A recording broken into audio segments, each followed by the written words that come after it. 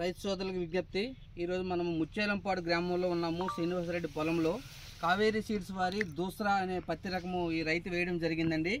అయితే ఈ పత్తి రకంలో ఉండే లక్షణాలు ఏంటంటే కాయ సైజు మీడియం సైజు ఉంటుందండి.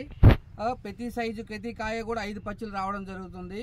బర్స్టింగ్ బాగుంటుంది.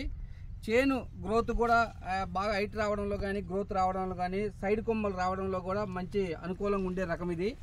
ఈ విత్తనం అనేది ఇక రైతు ఫార్మర్ అనేటతను దగ్గర వేసుకోవడానికి అనుకూలంగా ఉంటుంది. లేకపోతే సాలు పత్తి దూరం వేసుకోవడానికి కూడా అనుకూలంగా ఉండే రకంగా మనము కావేరీ సీడ్స్ వారి దూసరా అనే రకాన్ని తెగడం జరిగింది. రైతు సోదరులందరూ గమనించగలరు. చూడండి ఈ చేను ఎట్లా ఉన్నదో, కింద నుంచి కాండం నుంచి కూడా నిటారుగా నిలబడడం కానీ గాలి వానలకు ఎటువంటి పడిపోవడాలు జరగదండి. ఇది వాలిపోవడం ఉండదు. కాబట్టి రైతు సోదరులు అందరూ కూడా గమనించాలి. దీనిలో ఇంత ఆకు కూడా గ్రీనిష్ ఉంటుందండి. ఎప్పుడు ఆకు గ్రీనిష్ ఉండగల కారణం ఏంటంటే ఆకు పైన నూగుండడం వల్ల రసం పీల్చి పురుగులు తట్టుకుంటుంది. కాబట్టి ఆకు ఎప్పుడు కూడా గ్రీనిష్గా ఉంటుంది. రైతులందరూ కూడా పత్తి ఇట్లా చూస్తే ఓపెన్గా ఉంటుంది అనమాట. ప్రతి చెట్టుకి కూడా ఎన్ని కాయలు ఉన్నాయనేది ప్రతి రైతు కూడా ఇట్లా లెక్క చూసుకోవచ్చు. కొట్టే మందు కూడా సక్రంగా అన్ని కాయలకు కూడా తగులుతుంది. కాబట్టి చీడపీడలు కూడా ఆశించడం అనేది చాలా తక్కువ ఉంటుంది దీనిలో. కాబట్టి రైతులందరూ గమనించగలరు. ఈ రైతు ఈ విధంగా చేసాడు. ముచ్చేలంపాడు విలేజ్ అండి. ఇది చూసుకోండి ఎట్లా ఉందో.